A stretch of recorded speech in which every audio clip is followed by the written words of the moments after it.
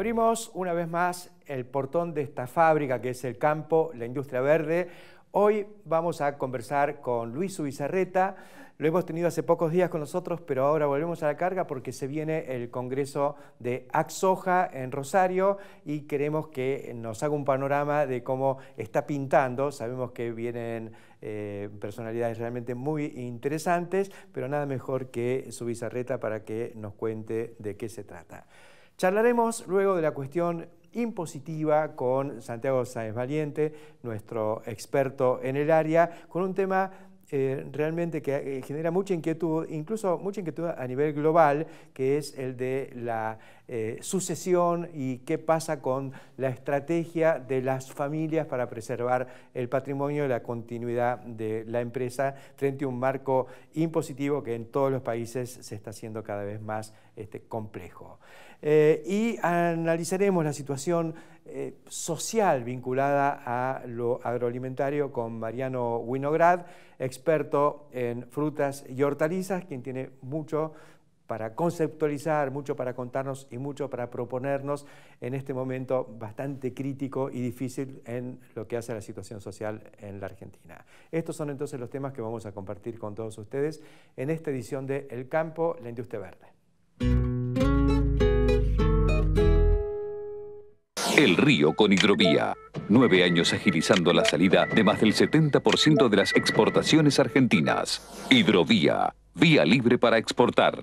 Aceitera General Dehesa. Acopiamos confianza. BASF, We Create Chemistry.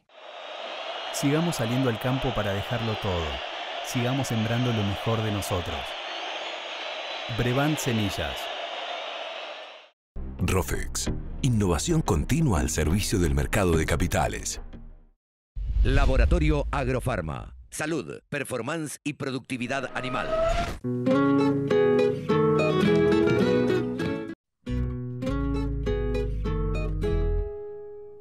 Continuamos en el campo, la industria verde, y como se viene el Congreso de AgSoja, hemos invitado nuevamente a Luis Zubizarreta, que aparte de ser presidente de Carbio, ¿no sé?, también es el titular de esta coordinadora de toda la cadena de la leguminosa, oleaginosa, proteo-oleaginosa fundamental de la Argentina. ¿Cómo estás, Luis? Hola, Héctor, gracias por invitarme. No, gracias por volver aquí a nuestros estudios. Pero bueno, se viene este congreso, entonces queríamos un poco charlar para ver en qué situación encuentra al sector soja y qué es lo que se va a vivir ahí.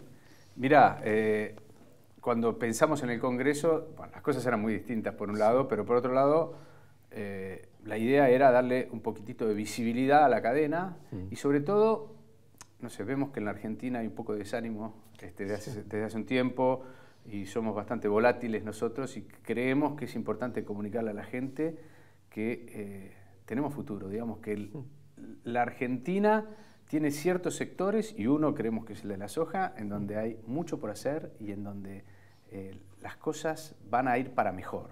Y queremos pasar un mensaje de optimismo hacia adelante y ese es el principal foco que le pusimos a este congreso. Queremos comunicarle a la sociedad de que la Argentina tiene en la cadena de la soja y seguramente en otras, pero en la de la soja seguro, una actividad en donde hay por venir. El mundo nos necesita, el mundo necesita que la Argentina produzca, que produzca proteínas, que produzca aceite, que produzca biocombustibles y queremos también discutirlo. Vos vas a coordinar uno de los paneles.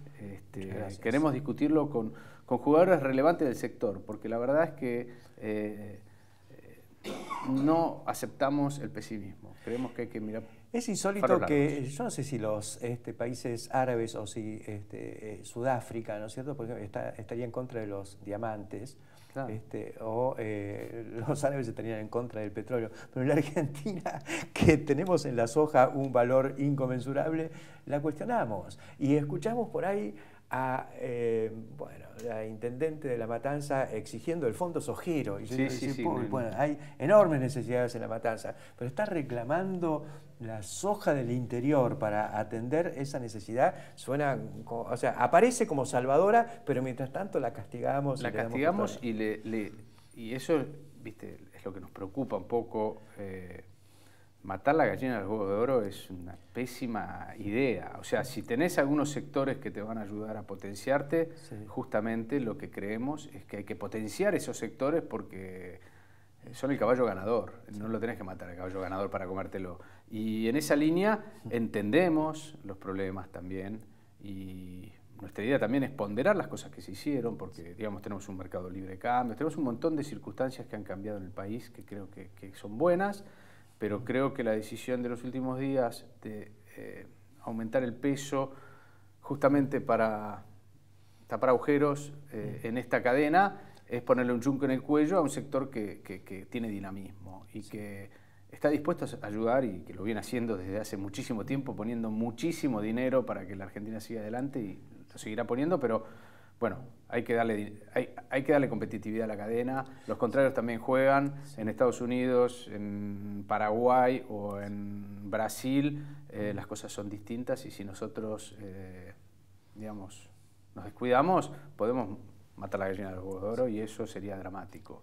Eso por un lado. Por otro lado también nos preocupa, digamos, creo que hay una buena visión de agregarle valor a nuestra producción agropecuaria y nos preocupa virar en esa estrategia y transformarnos en un vendedor de productos agrícolas puros. Creemos que el agregado de valor y el ser el supermercado del mundo es una definición clave y ahí también queremos hablar de ese tema porque creemos que la Argentina, si quiere generar más trabajo y más diversidad de destinos y un país con perspectiva, tiene que transformarse en un país agroindustrial y bueno, ahí nos preocupa también...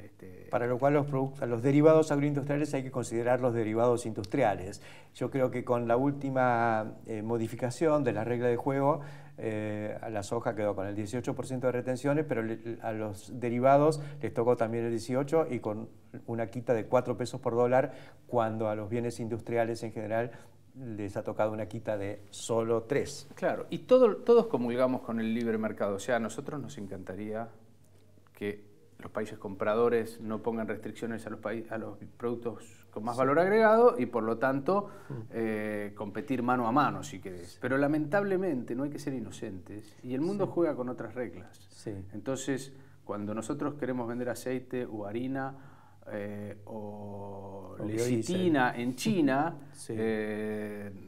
no te van a abrir las puertas. Dame la soja que lo hago yo. Que yo lo hago. Entonces, sería bueno una negociación con China para que eso no suceda y creo que sería fundamental lograrlo, pero en el mientras tanto, si querés preservar la industria, que tiene un montón de beneficios para toda la cadena, bueno, hay que ser inteligentes y en esa línea creo que hay que tener en consideración cómo juegan los demás. En esto de ser inteligente, por ahí llama la atención una paradoja, ¿no? Porque ya hace un tiempo se anunció que se iba a importar soja por la baja producción que hubo en esta cosecha en la Argentina y que incluso venía soja americana. Creo que Vicentín trajo algunos barcos y demás. Y, bueno. Y por otro lado, se supo que una compañía, una trading de origen brasileño, pero instalada en la Argentina también, anotó como 200, o embarcó o va a embarcar 200.000 toneladas de soja argentina para el mundo. O sea que por un lado estamos trayendo soja del exterior para industrializar acá y exportar productos, y por otro lado la nuestra está yendo con tremenda facilidad al mercado internacional porque el producto, el derivado de esa soja, tiene una quita de 4 pesos y no de 3. Sí, seguramente Castro nos lo va a explicar mejor en otro bloque, pero acá esta disputa entre China y Estados Unidos está generando situaciones como esta, en donde, claro, como la soja americana no puede entrar en China, tiene un arancel en China y eso hace que es relativamente barata. Eso también genera una competencia para nuestra industria, porque al tener una soja barata dentro de Estados Unidos, la industria americana es súper poderosa y tiene unos márgenes fantásticos y seguramente va a haber inversiones allá en las próximas plantas. Y parte de esa soja no saben qué hacer los americanos y posiblemente venga a ser industrializada acá porque el mundo sigue necesitando proteínas vegetales. Con lo cual se dan unos cruces en el océano de barcos con soja de un lado para el otro que no tienen ningún sentido económico, pero bueno, estas pulseadas proteccionistas nos ponen en situaciones inesperadas. ¿Qué me vas a hacer en el Congreso de Exsoja? Mirá, ahí vos vas a coordinar un panel súper interesante con algunos de los empresarios más exitosos de la cadena en donde queremos que ellos nos cuenten, bueno, cómo llegó la cadena hasta donde está, que es una cadena exitosa, pero también cómo ven las perspectivas hacia adelante, para dónde vamos, y creo que vos vas a ser un muy interesante coordinador de un panel haciendo preguntas seguramente picantes. Después tenemos otro panel que yo creo que va a ser muy atractivo, que va a ser el de los gobernadores. Nos confirmaron la presencia de los principales gobernadores de las provincias productoras de soja, y ahí uno de los debates es el de la sustentabilidad, ¿no? El campo y la industria verde, ahí va a haber un debate creo que muy necesario sobre sustentabilidad, sobre la importancia de la cadena de soja para estas provincias, para el flujo económico en la vida diaria. Tenemos otro panel con legisladores, en donde nos ocupamos de invitar los diferentes espectros políticos para que haya voces plurales, para ver cómo nos ven desde el Congreso, qué leyes, y también para plantearles, necesitamos que esta cadena crezca, necesitamos una ley de semilla de una buena vez, necesitamos ciertas condiciones desde el Congreso. Y después va a haber un panel de los traders internacionales, los principales CEOs regionales de las compañías tradicionales, nos van a venir a contar cómo ven ellos desde afuera la soja. Digamos, qué oportunidades tiene la Argentina, qué oportunidades no tiene, qué va a pasar, qué pasa en China, qué pasa en Asia, hacia dónde va el mundo. Así que, bueno, vamos a tener... Y lo tenemos al ministro Dietrich para hablar de logística, y lo tenemos al secretario Echeverre, que nos contará un poquitito también qué planes hay, la visión del gobierno. Muchísimas gracias, Luis, por estar aquí, por anticiparnos lo que va a ser este congreso, que bueno, se pone bastante tentador. A la soja hay que cuidarla. Alimentos y energía. Gracias, Héctor. Enseguida continuamos.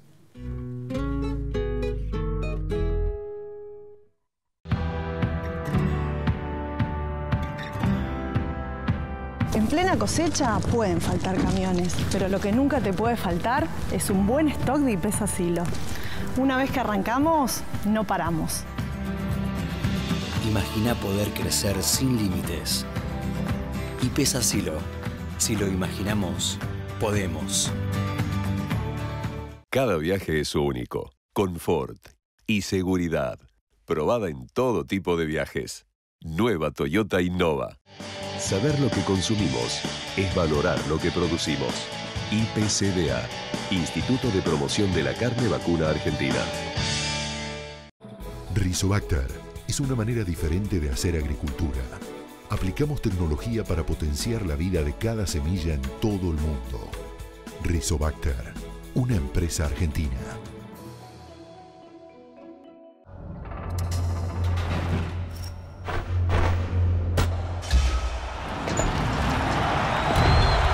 Salí a la cancha con el mejor equipo.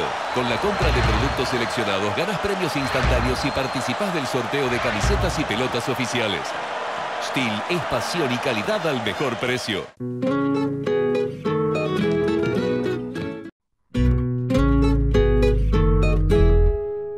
Continuamos en el campo, en la industria verde, ahora con Santiago Sáenz Valiente. Y Santiago es nuestro experto impositivo.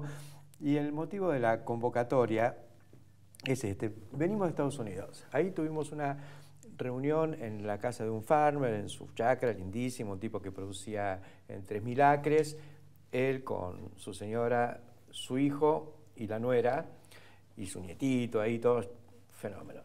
La principal preocupación y el eje, es decir, la mitad del tiempo, pues nosotros le preguntamos cuántos kilos por hectárea, qué fertilizante le echa, qué híbrido siembra, era la sucesión, o sea, cómo seguir adelante. ¿Qué hace cuando le sobra un mango? Y compra algunos acres, lo que se puede. Cuando sale algo a la venta, él va y lo compra, pero no sabe si ponerlo a nombre de él, si lo pone a nombre del hijo, porque si él se muere o si se retira y le vende o le transfiere al hijo, se le arma un lío impositivo y pierde la mitad. ¿Qué pasa en la Argentina con esto? Bueno, esto se vincula, Héctor, bueno, lo primero más importante es que espero que lo hayas pasado bien en Estados Unidos, ¿no? Con Ana me parece que lo hayas pasado bien, pero, y has trabajado seguro. Pero el tema de las sucesiones acá, digamos, pasa por dos caminos. Uno, el impuesto sucesorio, que hoy existe ridículamente y exclusivamente en la provincia de Buenos Aires. Ajá.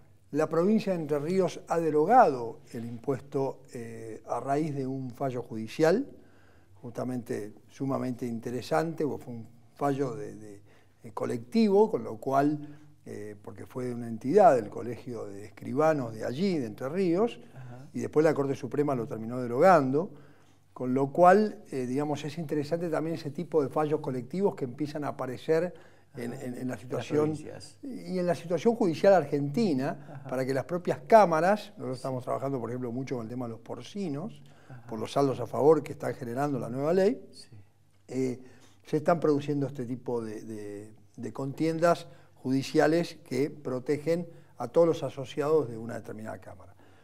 Pero el tema de la ley del impuesto a la herencia, impuesto a transferencia gratuita de bienes, que abarca también las donaciones y las herencias, hay que planificarlo. Efectivamente, han mejorado un poco los montos de los topes, de los mínimos que están previstos para el 2018, y bueno, de alguna manera no es lo mismo transferir una cuota parte de una sociedad, acciones de una sociedad anónima, por ejemplo, que transferir tierra rural.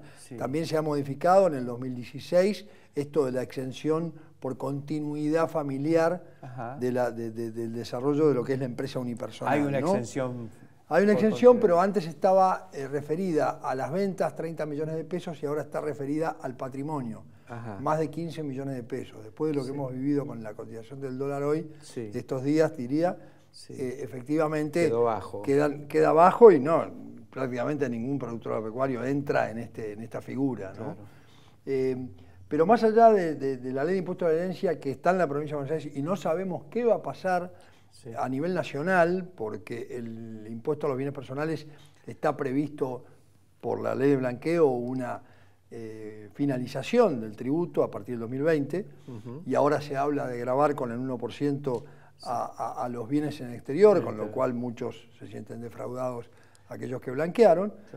De alguna manera podemos decir que el régimen de reorganización societaria, escisiones, que está establecido en la ley de ganancias y en su reglamento, tiene una importancia vital en esto que vos me preguntás, porque ayuda a distribuir los bienes hacia cada uno de los futuros herederos a través de una escisión, de un proceso que sabemos que lleva un tiempo, es un tiempo largo, 6 u 8 meses de trabajo, interviene normalmente un escribano de registro con conocimiento en el tema y un contador que tiene que hacer también su parte de balances, certificaciones. Esto es un proceso complejo, pero es libre de impuestos. O sea, no se paga no libre de honorarios, pero sí de impuestos. No libre de honorarios, eso te puedo asegurar, porque es un tema muy complejo, sin ninguna duda, y es muy delicado, porque si esto sale mal, yo siempre digo que para hacer organizaciones hay que estar en muy buen estado físico, porque tenés que salir corriendo, y tenés que estar en estado físico para correr bien, ¿no? Seguro. Porque realmente las consecuencias pueden ser terribles si se cae el beneficio porque se presentó tarde la información ante el fisco, porque se hizo mal el balance, porque además está todo hilvanado, ¿no? Lo que es importante aclarar es el tema de las empresas unipersonales. A ver. Es posible que de una sociedad anónima, imaginemos 3 hijos, cada uno pueda constituir su propia empresa unipersonal y recibir los bienes que le corresponden, que forman parte del patrimonio de esa sociedad, que por ahí era del padre, por ahí la donó en vida, las acciones, pero lo importante es que puede cada uno tener su propia empresa unipersonal. Pero ¿qué pasa con la escritura si había un solo campo? Hay que hacer división de parcelas, hay que hacer división de parcelas, por supuesto, hay que hacer la mensura, hay que escribir cada parcela en rentas, hay que hacer todo un trámite previo, que por ahí es un año y medio previo a la decisión. También hay que ver qué capital tiene registrado, por ahí tiene registrado un capital muy bajo, hay que hacer un aumento de capital previo para poder dividir correctamente, hay que ver la relación de valores entre los bienes que se dividen y hacer una metodología que no perjudique, hay que hacer un acuerdo previo normalmente entre las partes. Lo mejor y lo que recomiendo es háganlo antes que se peleen los hermanos. porque la verdad es que cada uno tiene su vida, uno tiene sus particularidades. Uno que quiere seguir, otro que quiere. Por supuesto, uno tiene un hijo agropecuario que quiere que continúe, el otro no tiene, está vinculado con la industria. Realmente es un proceso que me parece que, ante tu pregunta, me parece que es un proceso muy acertado para hacerlo, pero lleva tiempo y es delicado. ¿Y hay una inquietud, hay algo que se está moviendo en torno a esto? ¿Cómo lo estás? Yo estoy impresionado. ¿Sí? En los últimos meses, diría, sí, hemos recibido muchas situaciones de decisiones y algunas de fusiones. Porque, por ejemplo, si yo tengo saldos a favor o tengo quebrantos, me puede llegar a convenir, quebrantos son pérdidas acumuladas, me puede llegar a convenir efectivamente unificar dos sociedades. Además también por un costo futuro de administrar las sociedades, ¿no? Nos está pasando con un grupo que son 4 sociedades. Y que bueno, la verdad que prefieren unificarlo porque es muy complicado administrar las 4 sociedades separadas, ¿no? Esto en cuanto a una cuestión que es de tipo estructural, que viene desde hace tiempo y que se va agudizando por la preocupación sobre cómo sigue este negocio, ¿no? Y está bueno dar alguna buena noticia, libre de impuestos. Bueno, no es lo frecuente que hacemos acá en esta mesa, ¿no? Por fin. No es lo frecuente. Hay otros impuestos. Está también el tema del ajuste por inflación. Bueno, sin ninguna duda. A ver, el ajuste por inflación, lo que hay que dejar en claro es que no es ninguna franquicia. Es corregir por inflación la tenencia de bienes y la venta de bienes. En el tema de la venta de inmuebles rurales, Héctor, estamos con unos dramas terribles porque costos sin actualizar de compras hace 20 o 30 años, efectivamente, generan una distorsión enorme y aparece una ganancia que no existe, que es absolutamente ficticia. Y es un perjuicio muy grande. ¿Sabes por qué? Porque eso incita a que se hagan operaciones por debajo del valor real. Y eso es lo más preocupante de todo, que es la evasión, que es otro capítulo, ¿no? Pero realmente yo soy un convencido de que tenemos que dejar de que haya excusas para evadir. No es solo el tema de la tierra, de un campo que se compró hace 30, 40 años, sino tenencia de hacienda. Bueno, si vos compraste vacas hace 2 años... La tenencia de dólares, ¿qué me contás? También. Aquel que tenía $1 millón y lo tenía evaluado a 20 pesos, ahora es 40. Ni siquiera puede contemplar el efecto de la inflación sobre esa ganancia por tenencia de moneda extranjera en un balance. Y como bien vos decís, todo lo que es existencia de hacienda, de granos, generan también una ganancia ficticia. Ahora bien, acá hay un tema que quiero comentar porque es muy relevante esto. La nueva ley, que es de diciembre del 2017 y todavía no está en vigencia plena porque falta el decreto reglamentario, esa ley plantea la posibilidad de hacer un ajuste por inflación integral, en tanto en cuanto haya una inflación de 100% en 3 años. Yo cuando lo leí digo, me están tomando el pelo. O sea que estamos haciendo esfuerzos por todos lados para bajar los porcentuales de inflación, ahora me hablan de que me van a permitir corregir y obtener un resultado real. Todos rezando para que haya inflación. Claro, todos rezando para que haya inflación. Bueno, lo grave del caso es que ahora, y dicen que es por problemas de cómo nos ve el mundo, quieren intentar restringir y que no se aplique nuevamente el ajuste por inflación, cambiando el índice, en vez del índice de precios industriales mayoristas, aplicar el índice de precios al consumidor, y en vez de que haya un 33% en el primer año, porque era la proporción, apliquen un 40%. Yo creo que, si bien es cierto que por ahí el mundo nos ve mal si aplicamos el ajuste por inflación, creo que peor es comprarnos probablemente una catarata de juicios. Depende por qué metodología lo hagan. Si cambian la ley a través del Congreso, bueno, también nos va a ver mal el mundo con ese. También nos va a ver mal el mundo con esa catarata de juicios. Claro, además el costo, judicializar todo, ¿no? O sea, esto es realmente preocupante. A mí siempre me preocupó, y es un tema que se va a tratar en la jornada tributaria de Mar del Plata en noviembre de este año, nuevamente, porque ya se ha tratado otras veces. Con el doctor Gerardo Vega estamos preparando un material para hacer una presentación especial. Que no solo incluye al sector agropecuario, sino que es una... Pero es el más dañado. Es el más dañado, no te cabe ninguna duda. Seguro. Muchas gracias, Santiago, por estos comentarios. Tiraste las de cal y las de arena, así que esto sigue. Muchas gracias. Un placer estar con vos, Héctor. Gracias por la invitación. A vos. Enseguida continuamos.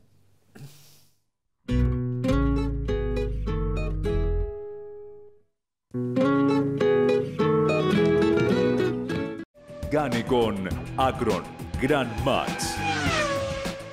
Más gestión, mejores resultados. La evolución del sistema Router. Obtenga terneras eficientes de 115-120 kilogramos en 105 días. Consulte a su distribuidor o cooperativa por financiación especial. www.router.com.ar. En un mundo donde todo cambia, qué importante es encontrar el rumbo.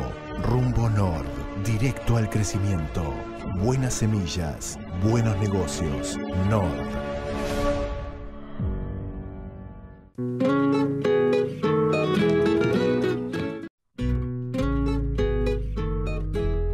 Continuamos en el campo, la industria verde, y ahora vamos a tener el gusto de presentarles a alguien que nunca ha venido a nuestro programa. Se trata de Daniel Urcía, hoy vicepresidente, pero ha sido presidente hasta hace pocos días, de FIFRA, la Federación de Industrias Frigoríficas Regionales Argentinas, una de las cámaras que reúne a frigoríficos muy importantes, fundamentalmente del sector vacuno.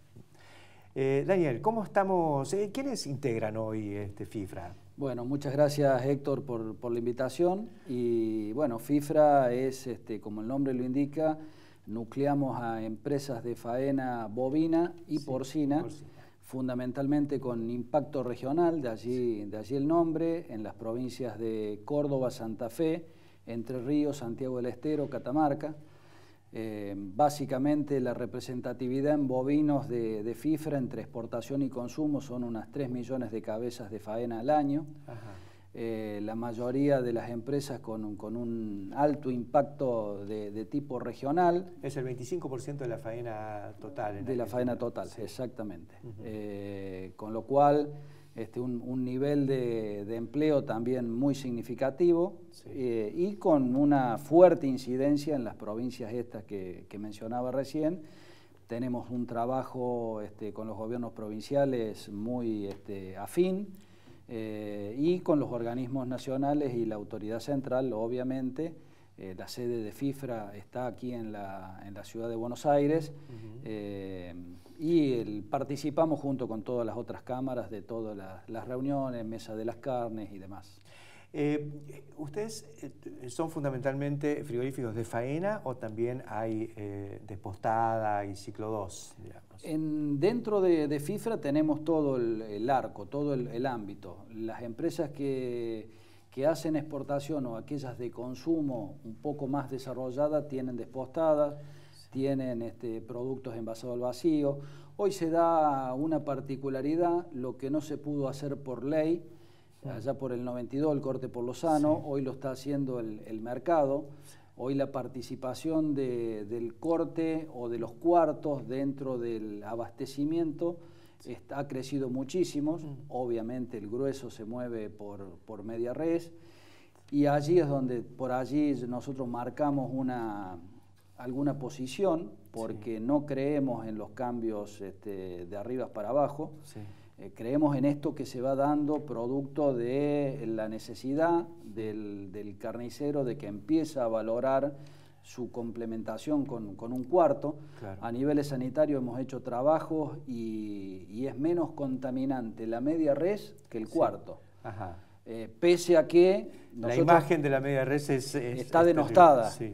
Y coincidimos que en algún futuro, producto sí. del ordenamiento y luego del trabajo y demás, tenemos que llegar a una comercialización diferente, que va más al tipo del envasado al vacío, de la caja, sí.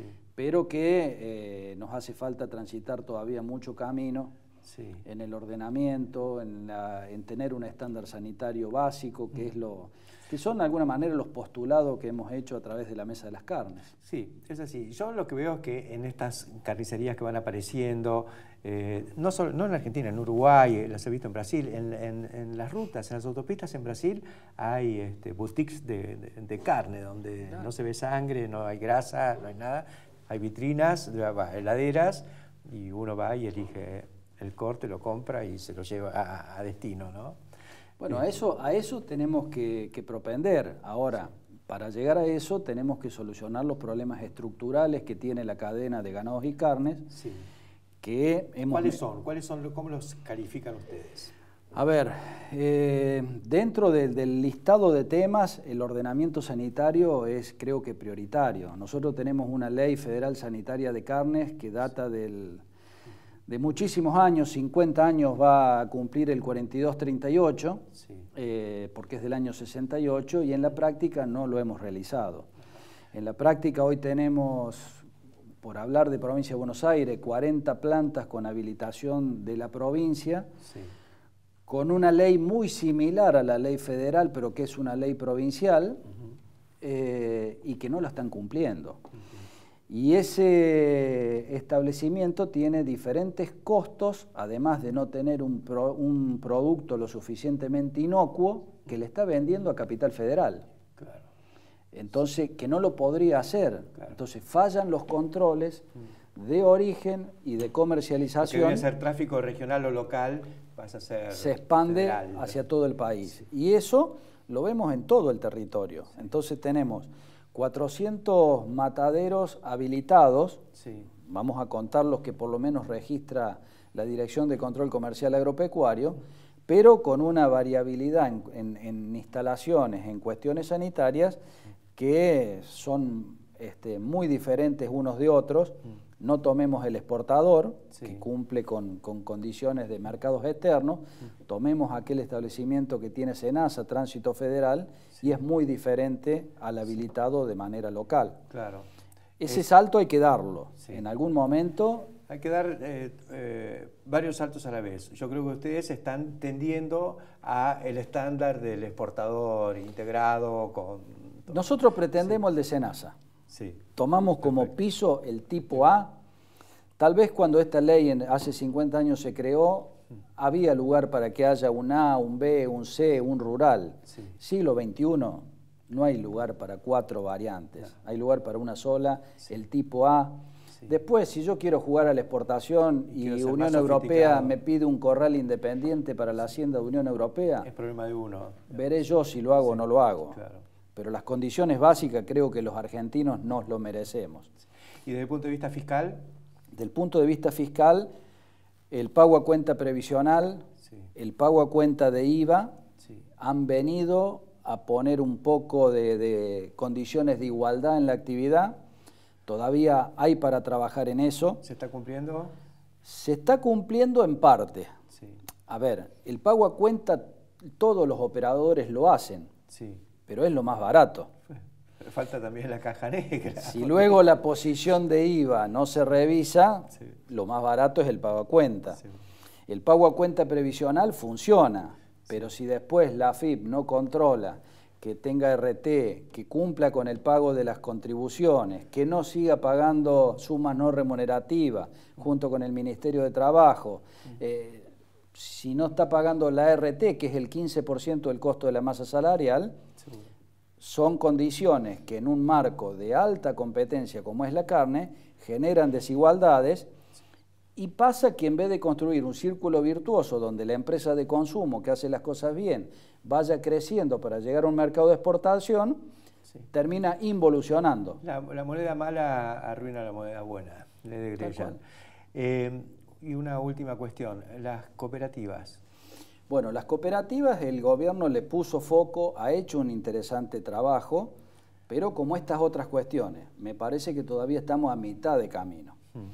La cooperativa como objetivo no tiene nada de malo, al contrario. No, pero si se constituyeran como cooperativas con todas las de la ley. El problema es que esa cooperativa, que no tiene capital de trabajo, vienen 2 o 3 tipos que son matarifes, se apalancan sobre el modelo cooperativo, sí, tienen una reducción del costo laboral de más del 50%, entonces eso en la carne, una reducción de 2 a 3 pesos por kilo de carne, es un montón. Seguro. Y van rompiendo el mercado, y cuando no van a hacer reinversiones en infraestructura, por ahí no cumplen las condiciones de sanidad que deberían, Y cuando agoten esa cooperativa, esa infraestructura, se van a ir a otro lado, pues son capitales golondrinas. Seguro. Por eso ha pasado justamente con el trabajo rural.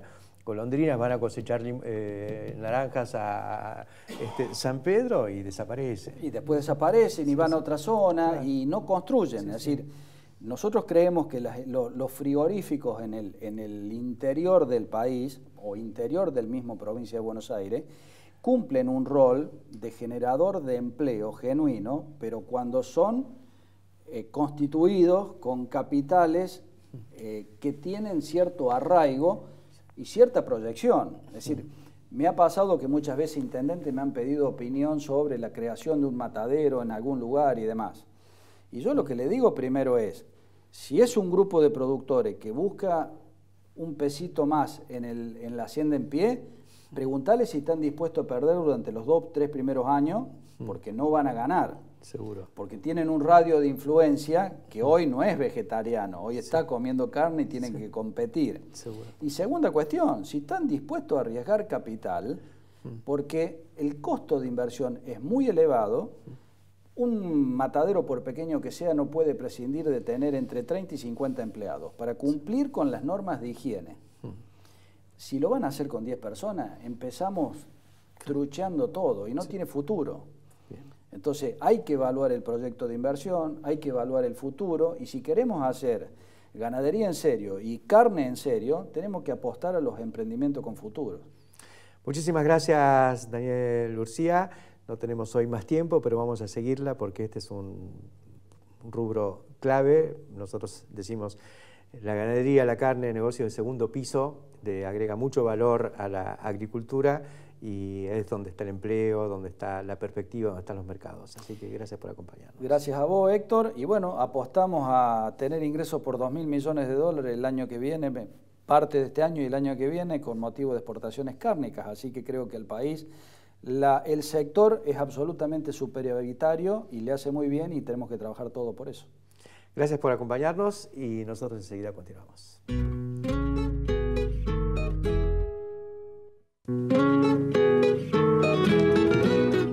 En Bio4 tenemos un compromiso, generar empleo, capacitación y desarrollo tecnológico. Bio4, construimos un futuro con más energía.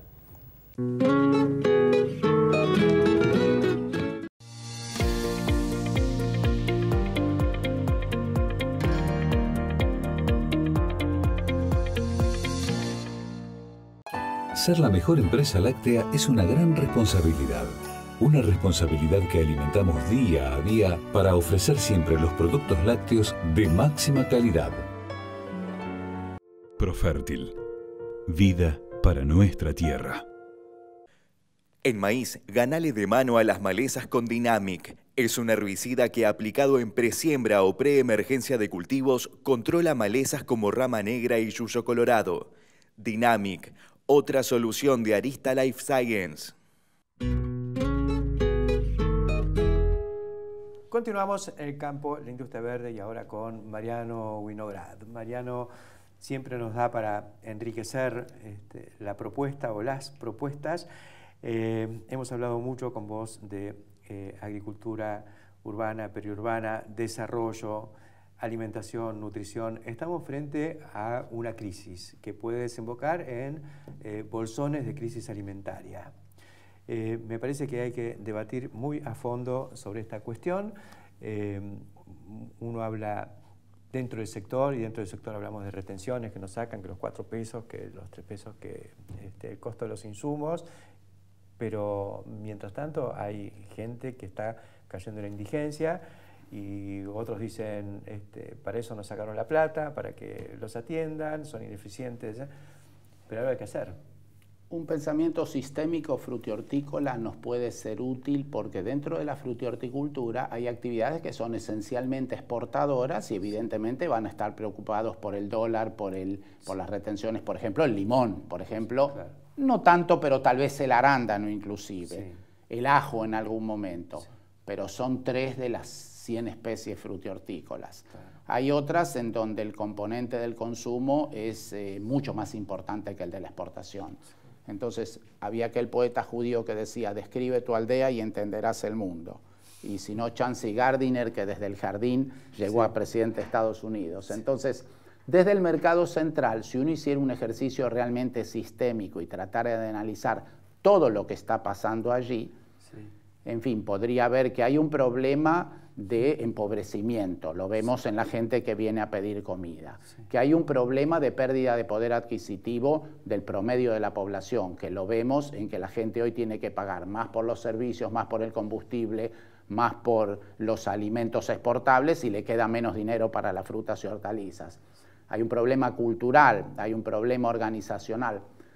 Cuando ganó Cambiemos a fines del 2015, Gustavo Grobo nos consiguió una entrevista en Secretaría de Comercio con un funcionario, recién se estaba organizando el pensamiento, el proyecto político, y nos reciben en Secretaría de Comercio y aparece un señor a quien conocemos de toda la vida. Hola, soy Fabián Migueles. Hola, ¿qué tal, Fabián? Voy a ser el presidente del Mercado Central. Entonces le preguntamos, Fabián, ¿qué vas a hacer? Administración y obras. ¿Qué van a hacer con la herencia? Nada, es un problema de la justicia. ¿Qué van a hacer con el problema social? Nada, se va a organizar solo. ¿Qué van a hacer con el problema educativo, tecnológico, con todos los años que hemos perdido? Se va a organizar solo.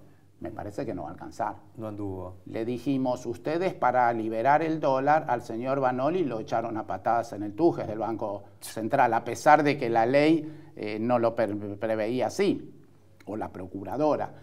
En fin, yo creo que el cambio ha sido insuficiente. Esperábamos un cambio más importante y el cambio no ha sido insuficiente. ¿Ahora qué hacemos ahora? ¿Lloramos la leche derramada? No, algo hay que hacer. Tenemos un dólar de 40 que creo que es un poco desmesurado. Ese día yo tuve que vender unos dólares y a 35 los vendí, porque jamás me imaginé que iba a llegar a 40. Y si 40 fuera mucho, es posible. Ahora, ¿cómo lo arreglamos ahora? Que la inflación alcance los 40 y mientras tanto... Vamos al problema frutihortícola. Hoy, en estos días se genera un encuentro de la FAO acerca de los alimentos en la problemática social. Hubo una delegación de FAO, no sé si tomaste nota, el señor Verdeguel, delegado regional, que vino a hablar del problema del hambre en la Argentina y del problema... El hambre no es, en Argentina el hambre no es un problema de baja disponibilidad calórica, es un problema justamente todo ese discurso social. De organización social, efectivamente. Entonces, el problema de organización social que arrastramos hace mucho tiempo y que tenemos que resolver y que no estamos resolviendo, en fin, en la frutihorticultura es evidente, no hay frutihorticultura sin organización social, porque es un problema muy complejo. Ahora se aplica una retención de 4 pesos por dólar a los productos agrarios y 3 a los que tienen valor agregado. Entonces me encontré estos días con unos productores frutihortícolas y dicen, la frutihorticultura tiene mucho más valor agregado que valor primario. Y paga 4. Entonces, en fin, de pronto estamos funcionando con pensamientos antiguos. Toda esta idea de primario, secundario, dónde está el valor agregado. Ya Negro Ordóñez nos explicaba que el valor agregado no es... Yo no diría que Adam Smith lo describió así, porque por algo los fisiócratas polemizaron con Luis XIV y Colbert diciendo el valor agregado está en la agricultura, que es donde uno puede poner una semilla y recoger 1000, ¿no es cierto? Bueno, yo me acuerdo, alguna vez comenté cuando vino acá Gaboto y fundó el Fuerte Santo Espíritu, creo que puso 12 semillas de trigo y cosechó 300. Mirá el valor Quienes agregado. hemos tenido algún vínculo con el marxismo, que lamentablemente en las universidades argentinas creo que se dilapida, se usa mal, en fin, el concepto del valor, el problema de Marx, el neoclásico que estudió a los clásicos, Adam Smith y Ricardo, estudió el problema del valor. Ahora, ¿dónde está el valor? ¿Cómo se produce? ¿Cómo se distribuye? En la frutihorticultura hay un enorme valor, pero lo dilapidamos. Si el 40% de la cosecha... Recién se hablaba del problema de la soja en el norte y del flete. En fin, es ridículo que la Argentina hoy tenga los problemas de logística que tiene. Y entonces estamos pretendiendo que el problema es esencialmente a nivel de chacra y no estamos entendiendo el desorden de la Argentina en todo su sistema institucional de servicios. Ahora, la cuestión es esto. Frente a la crisis, ¿no? A esta problemática. Por supuesto, hay desperdicio de comida y toda una cuestión, hablábamos de la organización social, pero bueno, ¿qué hacemos? Porque hay que atender estas necesidades, que la gente sepa a dónde acudir a sus organizaciones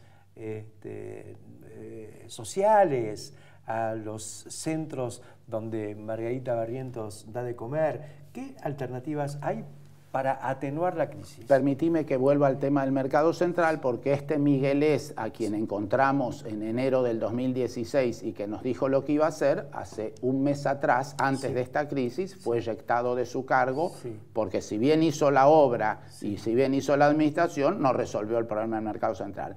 Y ahora está nominado el nuevo presidente, Belisario Álvarez de Toledo, que es un hombre que es colega nuestro, agrónomo, que tiene un origen en el movimiento CREA, pero que viene ahora de la mano de Carolina Stanley y del manejo de recursos en la lotería. Entonces, ¿qué viene a hacer Belisario al mercado central?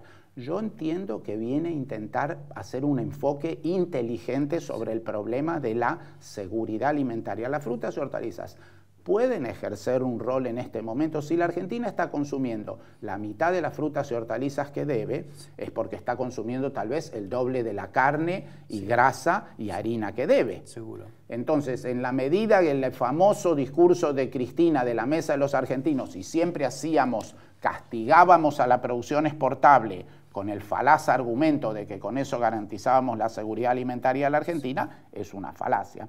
Entonces, los norteamericanos en la década del 30, que renovaron su política agraria, el Farm Bill, el decreto PACA, los Marketing Orders, inventaron la hamburguesa y la manteca de maní porque dijeron, tenemos un problema, que es la insuficiencia proteica en la población. Tenemos otro problema, no tenemos mercados mundiales, los agricultores no tienen dónde vender sus productos. Bueno, vamos a hacer una revolución política, tecnológica, universitaria. En Argentina también la hicimos en la década del 30, porque Prebisch y Pinedo fueron los que renovaron todo el sistema, hicieron keynesianismo antes todavía que los ingleses, ¿verdad? Entonces hace falta este cambio, esta incorporación del conocimiento de la virtud argentina. Estuve en el Congreso de Coninagro viendo estos chacareros, que son aquellos inmigrantes que llegaron a lo largo del siglo XX y hicieron la Argentina exitosa. Y ahora están un poco hackeados por esta situación nuevamente. Tenemos que apelar a esta virtud argentina, de cuando hemos sido, así como lo hicimos en la siembra directa o así como lo hicimos en otras cosas, necesitamos aplicar una inteligencia argentina y en estos 2 años creo que no la hemos aplicado, porque finalmente ¿qué hicimos? Nos endeudamos para copiar dólares baratos e ir a Miami y gastar en el exterior, en fin. El mundo tiene razón, no les vamos a prestar a la Argentina para eso. Los argentinos tenemos que prestar atención a nosotros mismos, en primer lugar. Y esto que estás comentando sobre Belisario Billy Álvarez de Toledo en el mercado central, vos pululando por ahí con todas tus inquietudes, el hecho de que haya recursos de la seguridad social que se puedan canalizar hacia un centro en el que hay comida, me parece que es fundamental. Tenemos estos movimientos sociales, en alguna medida, hasta aún en movimientos sociales hemos sido originales los argentinos, porque si salimos de la crisis 2001-2002 en forma bastante incruenta, comparando con países como Colombia que tuvieron 50 años de violencia, nosotros salimos de la hecatombe de la convertibilidad y de la alianza en 2 años. Sí. O sea que estos movimientos sociales en aquel momento seguramente ejercieron un rol interesante. Bueno, han pasado 20 años, los movimientos sociales se tienen que ayornar un poco y entonces, en fin, podemos articular a los movimientos sociales con el problema de la producción periurbana. Es la Semana de la Agricultura Periurbana. Creo que Lalo Creus es un ejemplo en este sentido. Entonces, Lalo Creus está trabajando en las piletas de Seiza. Tenemos alrededor de Buenos Aires enormes espacios, hoy ociosos, Campo de Mayo. Podemos incorporar conocimiento, producción, empleo. La autopista de la Ribera. La autopista del Buen Aire. Ahora, esto lo que requiere es unos liderazgos que de pronto lo que todavía no estamos encontrando es esa articulación de conocimiento, de liderazgo, ese verdadero cambio que votamos hace 2 años. Y en fin, me parece que no cambiamos lo suficiente. Pero hay mucha inquietud y mucha voluntad para hacer esto. Hay muchos colegas, muchos agrónomos, desde Pedro Viñó, Enrique Seminario, por supuesto, que está justamente trabajando con Lalo Creus, que van a más. Y me parece que le quieren entregar un poco el remate de su vida profesional a esta causa. Y sí, hablábamos de los movimientos sociales, pero también el sector agrario tuvo un rol clave en esta salida de la crisis del 2001-2002, porque el sector que tuvo más conciencia del problema social, del problema alimentario, de la necesidad de ser solidario, yo creo que fue más el sector agrario que el industrial. Ahí tenemos a Solidagro todavía funcionando y que en este momento va a tener que redoblar sus esfuerzos porque a esto hay que atenderlo entre todos. Estuve con Ricardo Jara, en fin, le pregunté cómo nos ven los japoneses a los argentinos y muchos no nos entienden. Ahora, tenemos que apelar, evidentemente en la Argentina hay un aspecto creativo, solidario, innovador, lo hay. Y en algunas actividades se ha expresado muchísimo, en el arte, en la música, en el fútbol. En la articulación con la problemática agroalimentaria, ya desde que Ramón Carrillo le dijo a Perón y Evita hay que volver a la carbonada y se le murieron de risa porque le dijeron nosotros queremos churrasco a caballo. Queremos flan. Queremos flan. Queremos flan, ahí está el tema. Entonces, la Argentina hoy no necesita flan. La Argentina necesita potenciar su sector agropecuario alimentario y que es esencialmente el frutihortícola, porque cada vez que hablamos de que estamos produciendo alimentos para 400 millones de personas, sí, no estamos considerando el atraso que tenemos en nuestro sector frutihortícola, que comparado con el de Bolivia, el de Chile, el de Colombia, yo recibo los boletines de todos esos países y todos están hablando de saltos tecnológicos, productivos, y nuestros boletines están hablando del dólar y de las retenciones, en fin, estamos... Muchas gracias, Mariano, por hacernos pensar. Fuerza, gracias. Enseguida continuamos. Snack Crops, Sociedad Anónima, líder mundial en la comercialización de especialidades con fuertes raíces en Argentina, lo invita a sembrar maíz pisingallo y girasol confitería para sus mercados en más de 60 países. Contáctenos al 011 5246 1901, vía mail a sergio.casas@snackcrops.com o bien visítenos en nuestra planta industrial ubicada en Pehuajó, provincia de Buenos Aires.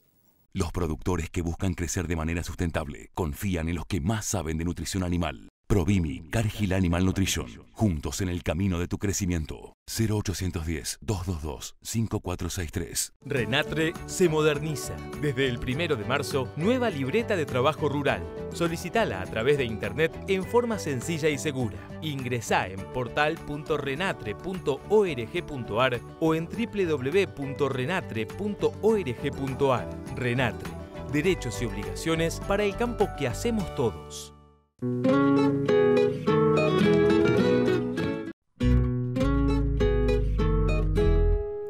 Y después de escuchar estas reflexiones de Mariano Winograd, nos vamos despidiendo, pero reforzando un poco el mensaje que nos acaba de dar. Desde el sector estamos hablando mucho de cómo nos afectan las medidas de política económica, que realmente han sido inesperadas, no cayeron bien. Volver a las retenciones es un pésimo mensaje y creo que el presidente Macri tuvo que tomarse un poco la cucharada de aceite de hígado de bacalao para poder anunciar esas medidas que muchas veces él había confirmado y ratificado que no le gustaban y que no las iba a imponer. Pero bueno, la realidad impuso su impronta, fue necesario hacerlo y ahora es cuestión de acomodarse. Y mientras esto sucede, hay que tener en cuenta que la crisis social generada por la necesidad de un ajuste que viene demorado está también metiendo su impronta en todo lo que hace al quehacer de nuestra sociedad. En consecuencia, no es tanto el momento de empezar a decir y a quejarse de lo que hacen las organizaciones sociales, los piqueteros y todo lo que sabemos y que no nos gusta, sino ver cuáles son las necesidades reales y cuáles son los medios para atenderlas. Desde el sector agropecuario tenemos lo que hace falta para atenuar esta crisis, que es comida. Hasta la semana que viene.